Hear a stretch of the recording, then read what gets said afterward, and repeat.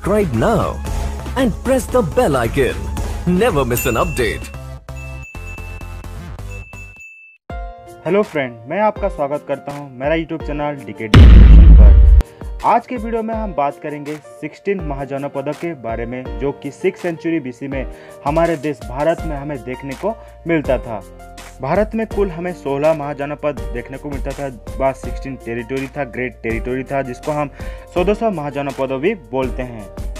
At that time extend over the land from the Kabul valley on the bank of the river Godavari. अगर हम उसके land extension के बारे में बात करें तो ये शुरुआत होता है काबुल वैली से। हमारे प्राचीन भारत में हमें कुल 16 बिग टेरिटोरी हमें देखने को मिलता था। उनमें से प्रमुख है अंग, अवंती, चेदी, गांधार, कंबोज, काशी, कोसल, कुरु, मालस, मगध, मत्स्य, पांचाल, सुरसेन, वश्य, जजी, अस्माक। The earliest state in Indian history are usually referred to 16th Mahajanapada, which flourished in North India during 6th century BC. The Vedic civilization by 7th and 6th century BC had extended beyond Himalayan region to the interior of Indian subcontinent. The valley of Ganga and Yamuna, along with eastern India, came under the spell of the Aryan. The territory to the south of Narmada was however left free from the Aryan domination. अगर हम यहाँ पर बात करें तो यहाँ पर origin और उसके फॉर्मेशन के बारे में बताया गया है, उसका एक्सटेंशन के बारे में बताया गया है, कहाँ से कहाँ तक ये फैला हुआ था। अभी हम फ्रेंड देखेंगे 16 महाजनपद के सोर्सेस के बारे में। हमें कैसे पता चलता है कि 6th सेंचुरी बीसी में महाजनपद प्रिविलेंट होते थे बोलकर। अगर हम बात करें वैदिक लिटरेचर, जो कि 6th सेंचुरी बीसी में हमें 9 जनपद होने का मंतव्य देता आ रहा है, मगर पाणिनि के मुताबिक 600 बीसी में उन्होंने 22 जनपदों के बारे में जिक्र किया था, जहां पर वो 3 मुख्यतः जनपद कौशल, मगध और वश्य के बारे में हमें बताया थे। वैसे अगर हम बात करें बुद्धिज्म लिटरेचर में अंगुत्र निकाय बोलकर एक पुस्तिका होता है, वहां पर 16 महाजनपदों के बारे में हमें बताया गया था। वैसे अगर और एक पुस्तिका जो कि जैन लिटरेचर है, भगवती सूत्र, जहाँ पर 16 महाजनपदों के बारे में बताया गया है। अगर हम उसके अलावा और बहुत सारे ब्राह्मिकल टेक्स्ट देखें, जैसे कि ऐत्र ब्राह्मण, शतपथ ब्राह्मण, रामायण, महाभारत, हरिवंश, ये सब जगह पर भी हमें उनके बारे में 16 महाजनपदों के बारे में हमें इंफॉर्मेशन मिलता आ रहा है। वैसे अगर हम बात करें जैन टेक्स्ट कल्पसूत्र, उत्तरदम सूत्र, बुद्धिस्ट टेक्स्ट लाइक महावंश, अंगुत्र निकाय, महिमा निकाय, कुंभकर, चतक, महापूर्णिमा सूत्र, ये सारे टेक्स्ट है जहाँ पर हमें इतने सारे इन्फॉर्मेशन मिलता आ रहा है, जहाँ पर उन्होंने 16 महाजनपदों के बारे में हर एक टेक्स्ट में हमें देखने को मिला था। मगर कहाँ पर 9, कहाँ पर 22, कहाँ पर 16, कहाँ पर 14, ऐसा करके बहुत सारे जगह में बहुत सारे प्रकार का हमें देखने को मिलता है। मगर हम अंगुत्र निकाय को बहुत सारे स्कॉलर ने एक्सेप्ट किया है, और इसीलिए हमें 16 महाजनपद उनके हिसाब से मुताबिक हमें लगता है कि उन्होंने सटीक विवरण दिया है अपने रिलीजियस टेक्स्ट में। There were 16 great territory or the 16 Mahajanapada or 1400 Mahajanapada at that time extend over the land from the Kabul Valley on the bank of river Godavari। अगर हम बात करें तो 16 महाजनपद जो कि 6th सेंचुरी बीसी में हमें देखने को मिलता था, जो कि एक्सटेंड हुआ था काबुल वैली से। अगर हम बात करें उनके फ्लोरिस के बारे में, किस प्रकार इन्होंने अपना एक्सपांड शुरू किया, तो ये धीरे धीरे हर एक महाजनपद दूसरे महाजनपदों को कैप्चर करते करते अपना वृद्धि बढ़ाता गया, जो कि हमें 6th सेंचुरी बीसी में हमें देखने को मिला था। अगर हम 16 महाजनपद के बारे में बात करें तो जनरली ये हमें पॉलिटिकल इन्फॉर्मेशन देते हैं, उस दौरान किस प्रकार का राजनीतिक कोट कौशल उस दौरान हमें देखने को मिला था, उसके बारे में हमें ज़्यादातर ये 16 महाजनपद से ही इन्फॉर्मेशन मिलता आ रहा है। From the Buddhist text Anguttara Nikaya we came to know about 16 Mahajanapada.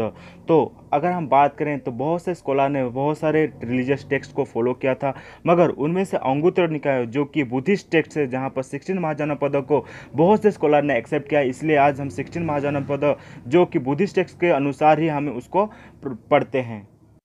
Anguttara Nikaya is the source to know to the history of 16 Mahajanapada. Anguttara Nikaya एक माध्यम बनता है हमें 16 जनपद के बारे में बताने में। अगर हम बात करें तो अंगुत्र निकाय में उसको क्लियरली मेंशन किया गया है किस प्रकार के महाजनपद रहते थे, उनका क्या क्या अहम भूमिका उस दौरान रहता था, उसके बारे में। कोई कोई होता है मोनार्चिकल, कोई रिपब्लिक, इसके बारे में हर एक तथ्य हमें अंगुत्र निकाय में डिटेल मैनर में हमें देखने को मिलता है। 16 mahajanapada include both republic and monarchy. अगर हम बात करें 16 महाजनपद, उनमें से बिग बहुत टेरिटोरी थे, उनमें से कुछ मोनार्चिकल थे और कुछ रिपब्लिक। अगर हम मोनार्चिकल के बारे में बात करें जो कि मोनार्ची को एक्सेप्ट किए थे, उनमें से कुछ बिग टेरिटोरी हैं मलस, सुरसेन, बजिस, कोसल, मगध और वश्य। वैसे अगर हम रिपब्लिक के बारे में बात करें, जो कि रिपब्लिक को अपने मेन प्रिंसिपल के रूप में उन्होंने एक्सेप्ट किया था, जो कि टेरिटोरी हैं Shakya of Kapilavastu, Koliyas of Ramagama, Bhaggas of Sumsumara, Bulis of Allakappa, Kalamas of Kesaputta, Moriyas of Pippalivana. तो ये जो 5 या 6 टेरिटोरी हैं जिन्होंने रिपब्लिक को एक्सेप्ट किए थे। In due course Magadh become the most predominant state as it brought a several महाजनपद under its control। अगर हम बात करें उनमें से शक्तिशाली महाजनपद कौन था, मीन्स मगध था। अगर हम बात करें हिस्ट्री में देखें तो उस दौरान अशोक सम्राट बहुत ही प्रचलित नाम था, उन्होंने बहुत सारे टेरिटोरी को अपने अधीन में ले आए थे। उस दौरान मगध सुप्रीम पावरफुल था। Magadha rose to prominence by defeating all mahajanapada. उस दौरान के बारे में बात करें तो उस दौरान मगध बहुत ही सुप्रीम पावरफुल था, क्योंकि उस दौरान अशोक सम्राट ने बहुत सारे टेरिटोरी को अपने अधीन ले आया था, जिसके चलते हुए महाजनपद में मगध को सुप्रीम पावरफुल माना जाता था, जो कि पूरे महाजनपद को अपने अधीन रखने की कोशिश किए थे।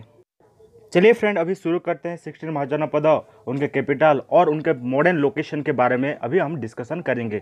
पहला महाजनपद जो कि है अंग, जिसका राजधानी है चंपा, जो कि अभी मॉडर्न लोकेशन के बारे में बात करें तो ये मुंगर भगलपुर में अभी हमें देखने को मिलता है। वैसे अगर हम सेकेंड महाजनपद मगध के बारे में बात करें, जिसका राजधानी है गिरिराज व राजगीर, जो कि अभी मॉडर्न लोकेशन गया एंड पाटना है। वैसे अगर हम बात करें काशी के बारे में, काशी का कैपिटल काशी ही है, जो कि मॉडर्न लोकेशन अभी के बारे में बात करें तो यह बनारस में देखने को मिलता है। वैसे और एक महाजनपद है वश्य, जिसका कैपिटल है कौशाम्बी, जो कि अभी मॉडर्न लोकेशन उसका है इलाहाबाद। वैसे ही महाजनपद कौशल, उसका कैपिटल है श्रीवस्ती और अभी मॉडर्न लोकेशन है उसका ईस्टर्न उत्तर प्रदेश। वैसे और एक महाजनपद है सुरसेन, उसका कैपिटल है मथुरा, उसका मॉडर्न लोकेशन भी मथुरा ही है। अगर और एक महाजनपद बात करें, वैसे ही पंचाल एक महाजनपद है जिसका कैपिटल है अहिचत्र और काम्पेल्य, जो कि अभी हमें वेस्टर्न उत्तर प्रदेश में देखने को मिलता है। वैसे ही और एक महाजनपद है कुरु, उसका कैपिटल है इंद्रप्रस्थ, जो कि अभी हम वर्तमान के भारत के मेरठ और साउदर्न ईस्ट हरियाणा में हमें देखने को मिलता है। वैसे और एक कैपिटल है विराटनगर, जिसका महाजनपद है मत्स्य, जो कि हमें जयपुर में देखने को मिलता है। और एक महाजनपद है चेदी, जिसका कैपिटल है बंद व सोती भाती, जो कि हमें बुंदेलखंड में देखने को मिलता है। अवंती भी एक महाजनपद है जिसका कैपिटल है उज्जैन। महेशमती, जो कि हमें मध्य प्रदेश मालवा में देखने को मिलता है। वैसे ही और एक महाजनपद है गांधार, जिसका राजधानी है तक्षशिला, जो कि हमारे रावलपिंडी में हमें देखने को मिलता है, जो कि पाकिस्तान की तरफ हमें देखने को मिलता है। वैसे और एक महाजनपद कम्बोज है, जिसका राजधानी है पोंचा, जो कि वर्तमान के रोजरी और हिजरा, जो कि कश्मीर में देखने को मिलता है, उस टेरिटोरी में अभी वर्तमान कम्बोज स्थित है। वैसे और एक कैपिटल है प्रतिष्ठाना, जिसका महाजनपद है असंबक, जो कि अभी वर्तमान गोदावरी के पास देखने को मिलता है। वैसे और एक महाजनपद है बजी, जो कि उसका कैपिटल है वैशाली, जो कि वैशाली में ही देखने को मिलता है। वैसे और एक महाजनपद है मोड़ो का कैपिटल है कुशीनारा, जो कि हमारा देवरी यूपी डिस्ट्रिक्ट में हमें देखने को मिलता है। यूपी जो कि एक स्टेट है जहां पर हमें ये सब देखने को मिलता है।